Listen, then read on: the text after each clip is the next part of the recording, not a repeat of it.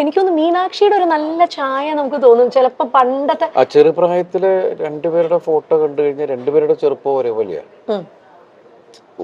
നമുക്ക് തന്നെ പിന്നീട് കൺഫ്യൂഷൻ ആയിട്ടുണ്ട് എന്നുവെച്ചാൽ ഇതിൽ അങ്ങനെ വന്ന ഒരു ടൈം ഉണ്ടായിരുന്നു. ഇപ്പൊ കുറച്ച് വ്യത്യാസമായി, ആൾക്കാർ വളരുമ്പോ അതിന്റേതായ കുറച്ച് വ്യത്യാസം. കുറുമ്പുണ്ടെന്ന് ദിലീപേട്ടൻ പറഞ്ഞിട്ടുണ്ടായിരുന്നു. ഇപ്പോഴും ഉണ്ടോ ദിലീപേട്ട? നല്ല കുറുമ്പാണ്, നല്ല കുറുമ്പ. ഇപ്പൊ കറക്ഷനൊക്കെ ഉണ്ട്, സ്കൂളിൽ പോയിട്ട് വരുന്ന സമയത്തുള്ള കറക്ഷനൊക്കെ ഉണ്ട്. ഇപ്പൊ ഞങ്ങള് ഒരു യാത്ര പോയിട്ടുണ്ടായിരുന്നു ഹോങ്കോങ്ങില്. അപ്പൊ അവിടെ പോയിട്ട് നിൽക്കുകയാണ്. അപ്പം ഞാൻ എന്തോ ആവശ്യത്തിന് വേണ്ടിയിട്ട് ലഗേജൊക്കെ ആയിട്ട് റാപ്പ് ചെയ്യാൻ വേണ്ടിയിട്ട് ഞാൻ അവിടെ പോയി എയർപോർട്ടിൽ. അപ്പം ഞാനിത് ചെയ്തിട്ട് വരണം. അപ്പം അതുവരെ അപ്പം നമ്മുടെ പുറകിൽ ആള് നിൽക്കുന്നുണ്ട്. ആ പ്രായമായ ഒരു അപ്പൂപ്പനും അമ്മൂമ്മയും പിന്നെ നിൽക്കുന്നുണ്ട്. അപ്പോൾ വേഗം കാവ്യ പറഞ്ഞു യു ഗോ എന്നുള്ളൊരു അയാള് അമ്മ that's not correct, it's a command. You can request them. You can go like that എന്നൊക്കെ പറഞ്ഞിട്ട് ഇവള് തിരുത്തൽവാദി ആയിക്കൊണ്ടിരിക്കുകയാണ്. ഒരു സെന്തോ പറഞ്ഞപ്പോ അച്ഛാ that's not in, that's on. ഇപ്പോഴത്തെ പിള്ളേര് ഇത് പഠിച്ചോട്ടോ, അവര് IB സിലബസിലാണ് പഠിക്കുന്നത്. അപ്പൊ ഇടയ്ക്ക് ഞാൻ പറഞ്ഞു ഇങ്ങനെ മോളിപ്പോ MBBS പരീക്ഷ കഴിഞ്ഞു, അവള് പാസ്സായി, അവൾ ഔസർജൻസി ചെയ്യാണ് എന്ന് ഞാൻ വേറെ ആരോടും എന്തോ സംസാരിച്ചപ്പോൾ അവര് വിശേഷം ചോദിച്ചപ്പോൾ ഞാനാ പറഞ്ഞു. ഇവളിങ്ങനെ നിന്നിട്ട് എൻ്റെ തട്ടണു. ഞാൻ UKG പാസ്സായി എന്ന് പറ, UKG പാസ്സായി എന്ന് പറയാൻ. പഠിക്കുവേട്ടാ, കുത്തിയിരുന്ന് പഠിക്കുന്ന ഒരു പ്രകൃതമാണോ അതോ ഇങ്ങനെ? ആ സ്കൂളിലെ ആൾക്കാർ പറയുന്നത് നിങ്ങള് ഒന്നും പഠിപ്പിക്കരുത്. മാതാപിതാക്കളോട് പറഞ്ഞ ആദ്യത്തെ മീറ്റിംഗ് അതായിരുന്നു. നിങ്ങളുടെ കുട്ടികൾ ഇവിടെ വരട്ടെ, അവരെന്താ പഠിച്ചെന്ന് ഒരു സമയം കഴിയുമ്പോൾ നിങ്ങൾക്ക് മനസ്സിലാവും എന്ന് പറയുന്നുള്ളത്. പക്ഷെ അവിടുത്തെ കുട്ടികളൊക്കെ നമ്മൾ ഇവരൊന്നും പഠിക്കണമെന്ന് കാണില്ല. പക്ഷെ അത് കഴിഞ്ഞ് പിന്നെ ഇടയ്ക്കിടയ്ക്കാണ് ഈ ഹോംവർക്ക്. പക്ഷെ ഹോംവർക്ക് എന്ന് പറഞ്ഞാൽ ഇവക്കുള്ള പണിയാണ്. അത് എല്ലാ മാതാപിതാക്കൾക്കും അത് കൂടുതൽ അമ്മമാരാണ്. ഇപ്പൊ കണ്ടില്ല, അത് വരച്ച് അതൊട്ടിച്ച് ഇത് വെച്ച്. ചേച്ചി ആയിരിക്കും അല്ലേ ഇരുന്ന് ചെയ്യുന്ന? കാരണം ഇല്ല, കാവ്യാണ് ഇവളുടെ ചേച്ചിയാന്ന്. എന്നാലും ഞാൻ ഒരു കാര്യം ചോദിക്കട്ടെ ദിലീപേണ്ണ, കാരണം കാവ്യ ചേച്ചീനെ അത്രയും സ്കൂൾ കാലം തൊട്ട് കണ്ട ഒരാളാണ് ദിലീപേണ്ണ. പിന്നെ ഇതാ ഭാര്യയായി, ഇപ്പൊ അമ്മയായി ചേച്ചി, ഇപ്പൊ കാവ്യ ചേച്ചി. അപ്പൊ ഈ ഒരു ട്രാൻസിഷൻ എങ്ങനെ നോക്കി കാണുന്നു ദിലീപേണ്ണ? വളർന്നുകൊണ്ടിരിക്കൂല, അപ്പൊ നമുക്കൊന്നും ചെയ്യാൻ പറ്റില്ല. എന്നാൽ ഈ അമ്മയായപ്പോ ഭയങ്കര റെസ്പോൺസിബിൾ, ഒരല്പം വഴക്കൊക്കെ പറയുന്ന ഒരു അമ്മയായോ ചേച്ചി, അതോ സോഫ്റ്റ് ആയിട്ടുള്ള അമ്മയാണോ? സോഫ്റ്റ് ഒന്നുമല്ല, പെട്ടെന്ന് അത് പണ്ട് തുടങ്ങി നമുക്ക് പെട്ടെന്ന് ദേഷ്യം വരുന്ന ഒരാളാണ്, ഷോർട്ട് ടെമ്പേർഡാണ്. അപ്പം അത് ഞാൻ പറയാം, കൊച്ചുങ്ങളെ തല്ല, അങ്ങനെ വഴക്ക് പറ, അങ്ങനെ ചെയ്യരുത്. അതിനെ പറഞ്ഞ് മനസ്സിലാക്കിയാൽ മതി. പിള്ളേർക്കൊക്കെ നമ്മൾ ഏത് കുട്ടികളാണെങ്കിലും പറഞ്ഞ് മനസ്സിലാക്കി കഴിഞ്ഞാൽ അതിൻ്റെ ഒരു രീതിയിൽ അവർക്ക് മനസ്സിലാവും. അല്ല തല്ലപ്പെടുത്ത അങ്ങനത്തെ പരിപാടി മീനുട്ടിനെ ഇന്നവരെ തല്ലിയിട്ടില്ല. ഇപ്പം മീനുട്ടി പഠിച്ച് ഡോക്ടർ എന്ന് പറയുന്ന സ്ഥലത്ത് വരെ എത്തി.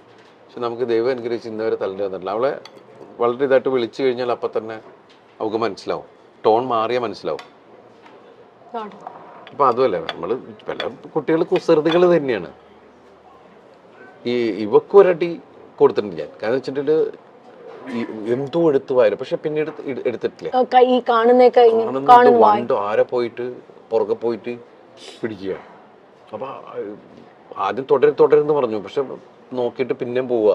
അപ്പോ അതോടുകൂടി അപ്പം പക്ഷെ എനിക്ക് തോന്നുന്നു ദിലീപേട്ട ഭയങ്കര നേരം പോക്കായിരിക്കും ആളും കൂടെ ഉള്ള സമയത്തൊക്കെ. കാരണം വെച്ചാൽ ഞാൻ മീനാക്ഷി ഉള്ള സമയത്ത് ശരിക്കും പറഞ്ഞാൽ എനിക്കത് മിസ് ചെയ്തിരുന്നു. ഞാൻ ആ സമയത്ത് എൻ്റെ സിനിമകൾക്ക് ഭയങ്കര ഹിറ്റുകളും, ഞാൻ ഓരോ സിനിമയുടെ പുറകെ ഇങ്ങനെ കണ്ടിന്യൂസ് സിനിമയുടെ പുറകെ പോകല. അപ്പോൾ ആ സമയത്ത് ശരിക്കും പറഞ്ഞാൽ ആ പ്രായം എനിക്ക് ആസ്വദിക്കാൻ പറ്റിയിട്ടില്ല. ആ 2-3 വയസ്സ് എന്ന് പറയുന്നത് ശരിക്കും മിസ്സിങ് തന്നെയാണ്. അതെനിക്ക് ഇവിടെ കിട്ടി. കാരണം ആ സമയത്ത് ശരിക്കും കോവിഡ് എല്ലാം ആയിരുന്നപ്പോ എനിക്ക് അതിൽ വേറൊരു സങ്കടം എന്ന് വെച്ചിട്ട് ഞാൻ 1.5 വർഷം പുറത്തേക്ക് പോകുന്നില്ല നമ്മളാരും. പിന്നെ ഞാൻ പോയത് നാദൃശ്വരം മോളുടെ ഐഷുവിന്റെ കല്യാണത്തിനാണ് പോയത്. പക്ഷെ ദൈവം അനുസരിച്ച് അപ്പൊന്നും എനിക്ക് വീട്ടിൽ ആർക്കും കോവിഡ് കിട്ടിയില്ല. അത്രയും ക്രൗഡിന്റെ ഇടയിലാണ് നമ്മൾ പോയിരുന്നത്. എത്ര ദിവസം ഉണ്ടായിരുന്നു ആ കല്യാണം. അപ്പൊ എല്ലാവരും ഭയങ്കര ആവേശത്തിൽ അതിന്റെ ഇതിൽ നിൽക്കണം. നമ്മുടെ വീട്ടിലൊരു കല്യാണം നടക്കുന്ന പോലെയാണല്ല. അത് കഴിഞ്ഞ് പിന്നെ വേറൊരു സ്ഥലത്ത് പോയപ്പോ എവിടെയോ ഒരു എന്തിനോ ഫംഗ്ഷന് പോയപ്പോഴാണ് എനിക്ക് കിട്ടിയോ എന്നൊരു സംശയം. ഞാനാണെങ്കിൽ അങ്ങനെ നോക്കി എല്ലാവരെ കുറിച്ച്, കാരണം ഞങ്ങൾ 10-13 പേര് ഒരു വീട്ടിലാണ്. അപ്പോൾ ഒരു സാധനം വന്നു കഴിഞ്ഞാൽ അതിനെ പിടിച്ച് മഞ്ഞളൊക്കെ മുക്കി മറ്റു എന്നൊക്കെ പറഞ്ഞ് ഒരുപാട് കാര്യങ്ങളൊക്കെ ചെയ്തിട്ടാണ് അടുക്കളയിലേക്കൊക്കെ പോണത്. അത് അങ്ങനെയൊക്കെ ഒരാളെ തൊട്ടപ്പം തന്നെ ഇത് അടിക്കുക. കൊച്ചൊക്കെ ശീലമായി, ജനിച്ചപ്പം തുടങ്ങി ഈ സാധനമൊക്കെ കിട്ടിയിട്ട് അതൊക്കെ ഇങ്ങനെയൊക്കെ ഇത് കാണിക്കണതാണ്.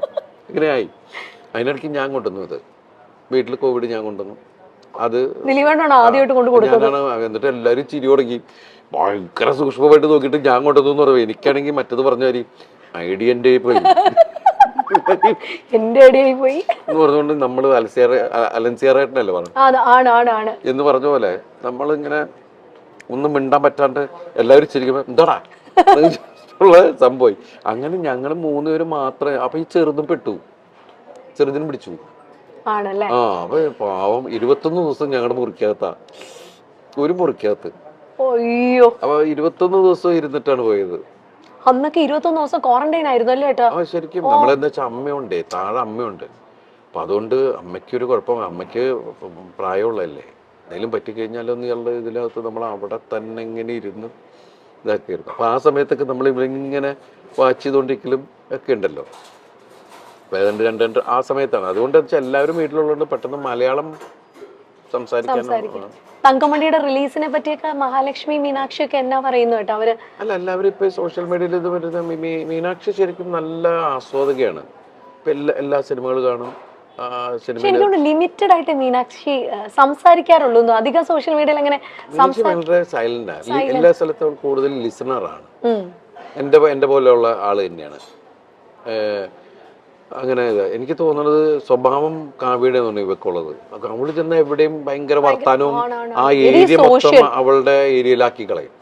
എല്ലാ തമാശയൊക്കെ പറഞ്ഞ എല്ലാവരും അവളായിട്ട് ഒരു കംഫർട്ട് സോൺ ഉണ്ടാക്കി കളയും. അത് തന്നെയാണ് ഇവളുടെ സംഭവം. നമ്മൾ രണ്ടുപേരും വളരെ സൈലന്റ് ആൾക്കാരാണ് ശരിക്കും പറഞ്ഞു. അല്ല, എന്തായാലും അതുകൊണ്ട് ഭയങ്കരമായിട്ട് ബാലൻസ് ആയി. ഇപ്പൊ ദിലീപേട്ടന് വേണ്ടി വെജ് ആണ് കേട്ടോ കൊണ്ടുവന്നേക്കുന്നേ. കഴിക്കട്ടെ, അതിന്റെ ഇടയിൽ ഞാൻ ആണ്. അല്ല, ദേയ്പൂട്ടില് ഫുഡിന്റെ കാര്യം പറയണം.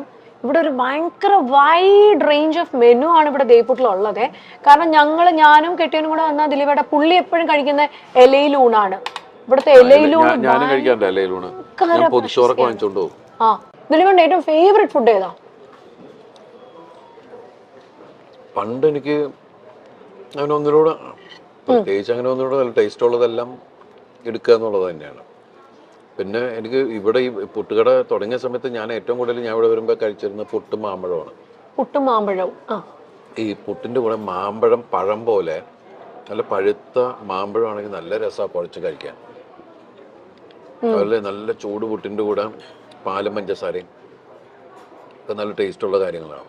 പിന്നെ നമ്മൾ പുതിയ പുതിയ ഒരുപാട് വെറൈറ്റികൾ നമ്മൾ ചിക്കനും പ്രോൺസും അത് എന്തൊക്കെ ഡിഷ് ഉണ്ടെന്നുള്ള സാധനങ്ങളൊക്കെ വെച്ച് ഡിഫറെന്റ് കോംബോകൾ നമ്മൾ ശ്രമിച്ചു നോക്കുന്നു.